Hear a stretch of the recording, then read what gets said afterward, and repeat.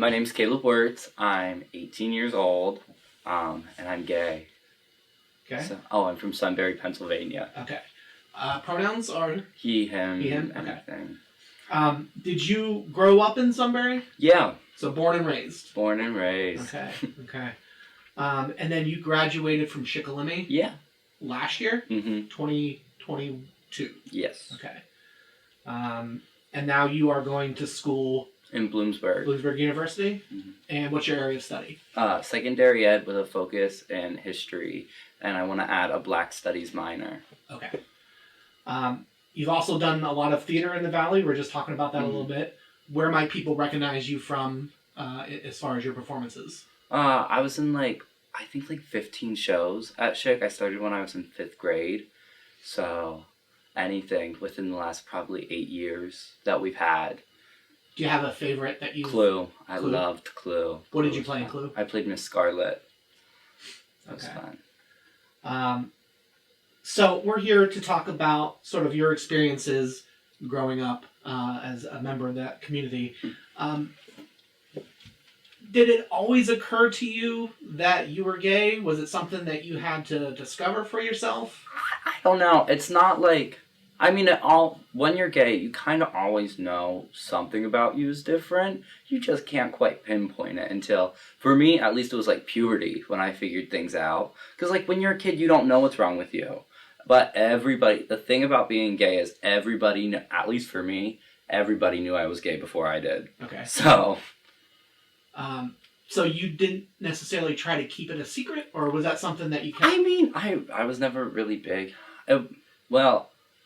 My mom, actually, this is my coming out story. Okay, that was my mom called me out.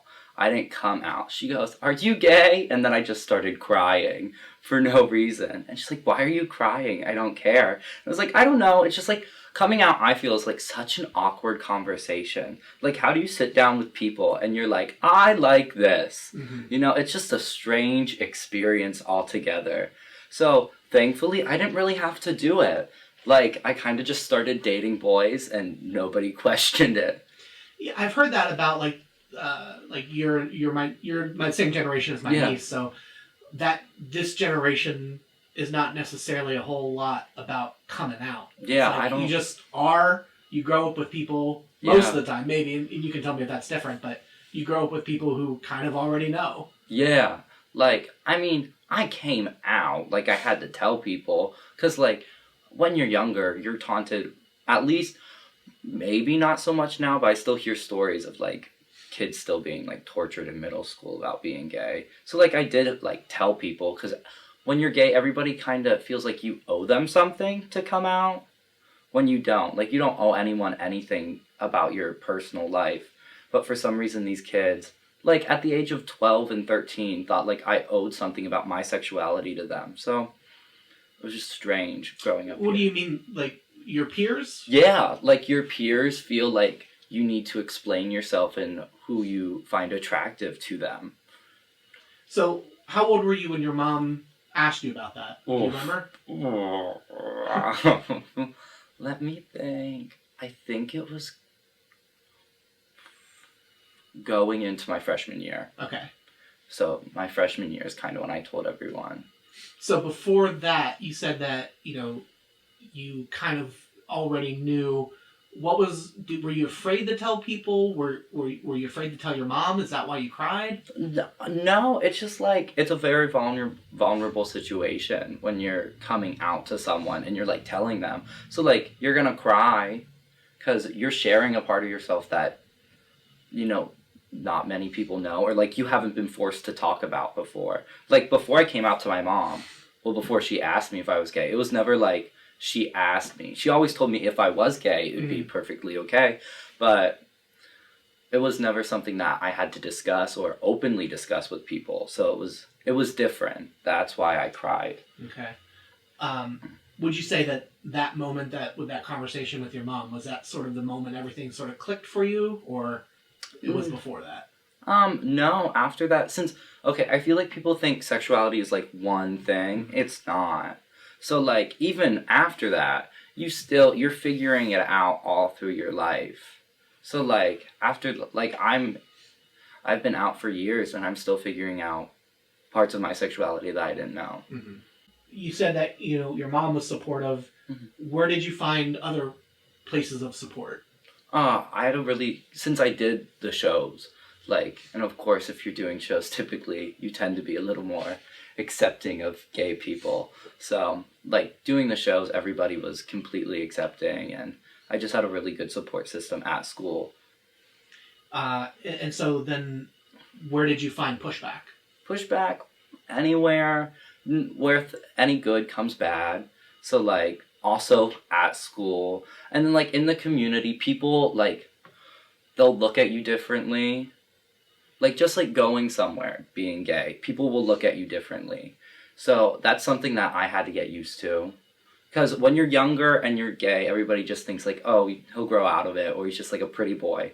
But then when like you are officially out and people start hearing it, because like when you're a teenager and people are talking about your sexuality, that's also weird. Mm-hmm. Like you're a kid, people talk about grooming, that's weird. When grown adults are concerned about a 16-year-old sexuality, that's crazy.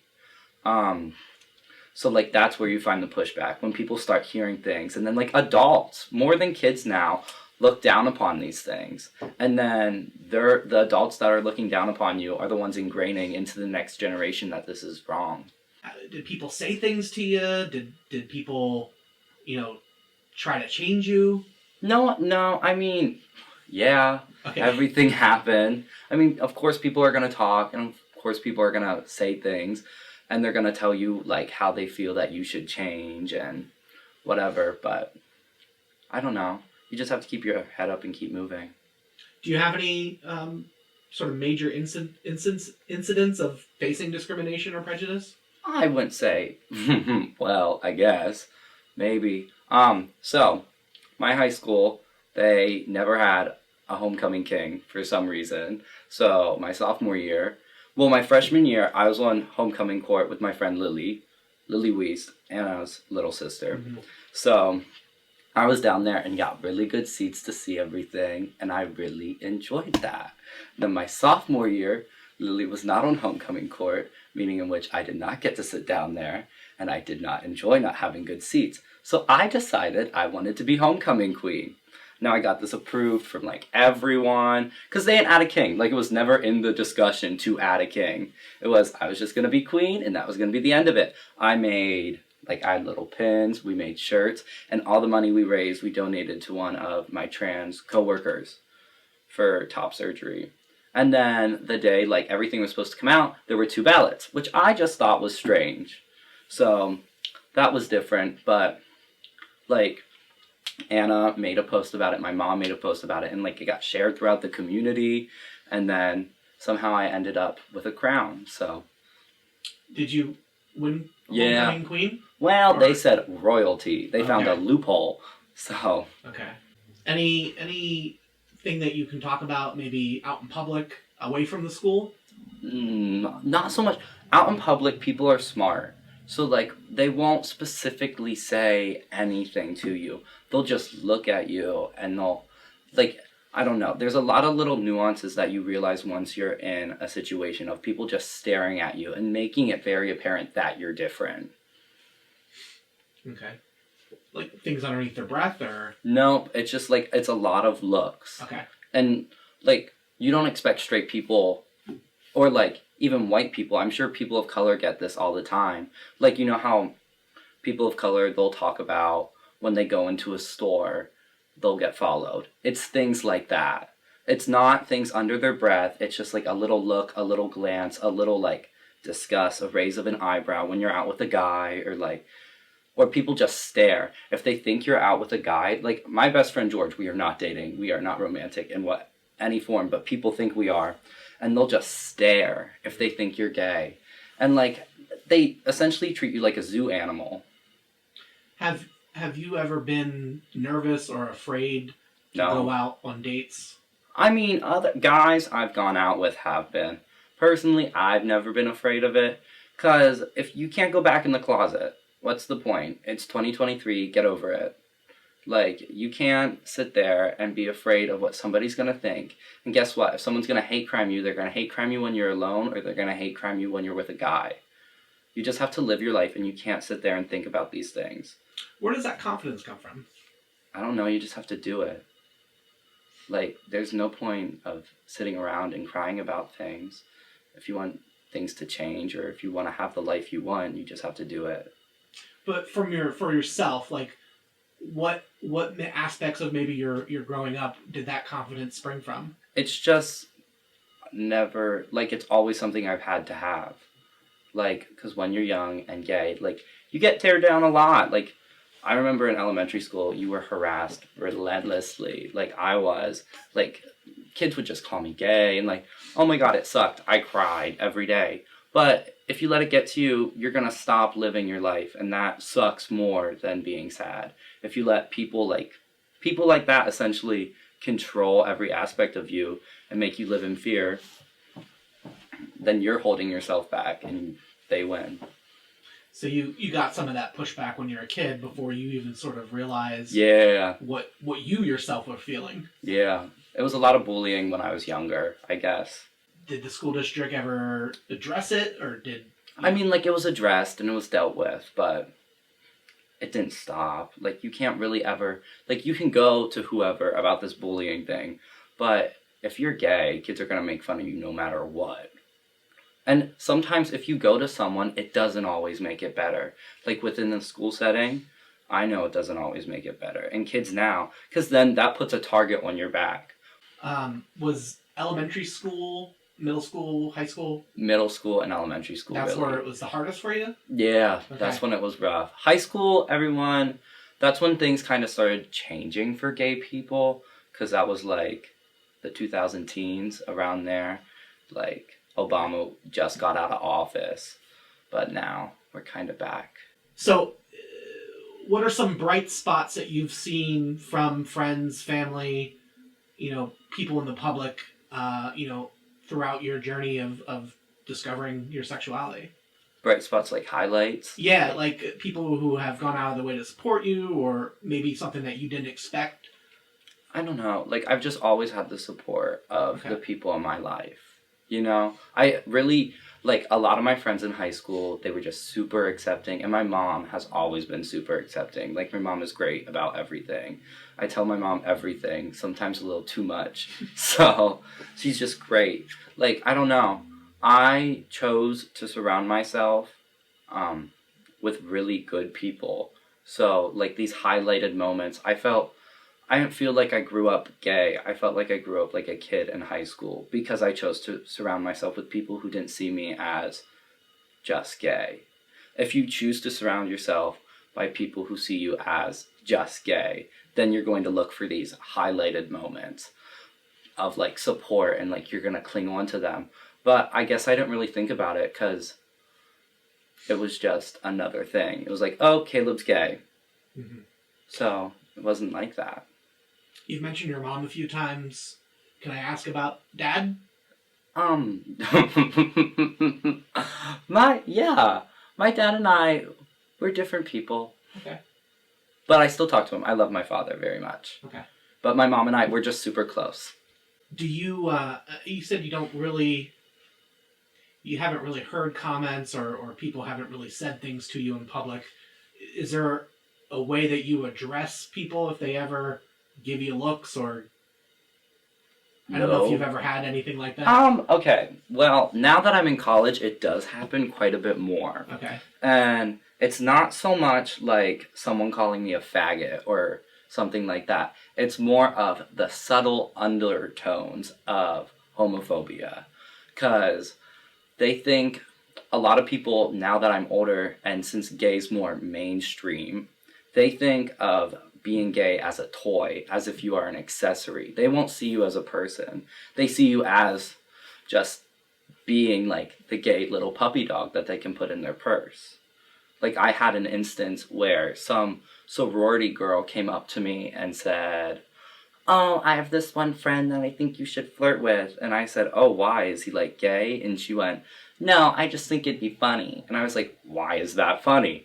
And she goes, you don't have to do it. Like, it's like, I just think it'd be funny, like, to mess with him. I was like, I don't understand how this is funny for me. Like, that means I'm the punchline then. You know, it's more like those things. Like, they just think of you as an accessory and not as a person. How is college for you then, other than that? I love college. Okay. I joined a frat. They wanted me. I did not want them. I don't believe in this Greek life shit. I think it's stupid. But I'm doing it. I'm here. So... were you part of any pride clubs or straight alliance clubs or anything no, like not that in high school? really. I never really did that. I don't know if Shikellamy had. I don't know. We had like a gay club, Okay. I think, but I think that got shut down. How's life for you now? I'm fine. Okay. I'm doing it. Keep on keeping on. Do you work anywhere? Yeah, I work at Applebee's in Selinsgrove. Okay. I like it there. No, I'm a hustler. You keep hustling. So last year you performed drag for the first time. Yeah, I think it was last January. Okay, has it been that long already? Yeah, it's been a hot minute. Well, my first time, I think it was like 2 years ago. Okay. I do it, it's off and on, because I keep myself really busy. So it's when they decide to book me and when I have time to be booked. So, like, I did it for the first time at Columbia County Outfest, I think. And then at the Albright Center. And then a few events through school. What brought you to the world of drag? So, in 8th grade, I was kind of like figuring things out, you know? Like trying to see what I liked. And my one friend through theater was like, have you ever seen this show? It's called Drag Race. And I was like, no, that sounds dumb. And she was like, just watch it. And I was like hooked from the first episode because it was like real big into theater. And if you think about drag, it's it encompasses every part of theater. You're acting, sometimes you sing, you're dancing, you're doing makeup, you're doing comedy, you're doing everything. So that was just really gravitating to me. And like when you watch Drag Race, they're telling these compelling stories and you're not only seeing them as this caricature of a person, but you're seeing the vulnerability behind the person. And they're telling you the stories of their lives and things like that and the struggles they went through. You performed the first time at the you said Columbia County? Yeah, I looked real bad. Okay. Okay, and then you performed at Albright. Mm-hmm. You still do it then? Yeah, occasionally, when I can, when I have time. Okay. How often? Whenever, you know, I can't really give an estimate of a couple how times often. a year? Yeah, okay. A couple times, whenever I can. Hopefully, in the future, more. Once I turn 21, more, because it's a little harder being 18, getting booked. A lot of drag happens in, like, a bar setting. Mm-hmm. Like, it's a lot of cabaret shows, a lot of things like that. So, when I'm 21, hopefully more. Do you have a drag name? Yeah. You willing to share it? Yeah, Amber Alerta. Amber Alerta. All right. You also did some drag readings for children at the Degenstein? Or somewhere else? Yeah, at the Degenstein. Okay. My mom volunteered me for that. Okay. How did that come up? That is a good question. Okay. I'm not quite sure. It was kind of like I came home one day from hanging out with my friends, and my mom's one friend was over, and she's on the board at the Degenstein. My mom was like, do you want to do a drag story time? And I was like, sure. And she's like, but you won't get paid. And then I wasn't too keen on it. So, I mean, obviously, I'm sure you keep up with the news. There's been stories from different states about limiting drag for kids. Do you have thoughts on... Yeah, it's just like, you hear this everywhere now. Like, everybody thinks, like, we're trying to groom people. We don't want your kids. It's just like movies, okay? You're not going to take your kid to go see an R-rated movie, are you? Well, you're not going to take them to see an R-rated drag show. Some drag is for kids. What I did at the Degenstein that day was for kids. It was dress up, and... because that's all drag is. I feel like people think that drag has like some deeper meaning behind it. It's just dress up, okay? I get to feel good about it, and it makes other people feel good too. Um, but they're trying to make it some like sexual, perverted things. Like, you're not gonna show your kids a porno, are you? You aren't gonna show your kids a stripper, and you're not going to show them a seductive drag queen. But you are gonna take them to go see a movie, a Disney movie, and you'll take them to go see a kid-friendly show. Same thing, would you take them to go see a kid-friendly drag show? So you are a very confident young man who lives in this valley. What would you say to someone else in your situation, someone who thinks that they like boys if they're a boy? What would you say to young people growing up? Just do it. Like, what's stopping you? There's literally no point. Like, okay, I don't believe that we're gonna make it past 2040. So, like, we don't have much time left. Live your life. Just have fun. Nothing's gonna stop you. And so what? Someone has an opinion about you. Everybody has an opinion. They aren't paying your bills. Why do you care? You know? Why is somebody of so little insignificance in your life controlling it? That's how I think. But I think that people who are in my position, because we also have to realize I am in a position of power because I am white and I am cis. Cis means like that. Yeah, okay. So since I am white and I am cis, you have to realize that you are in a position of power, and you have to be able to use your voice for people who aren't able, like people who aren't given a platform like you. Like black trans people or any trans person of color. You have to realize that you have to stand up for them, and you have to continue to fight for them, because people in this area are 10 to 1 more likely to listen to me than they are to a trans person of color. Like, that's scary to them. I'm a little more approachable to these people.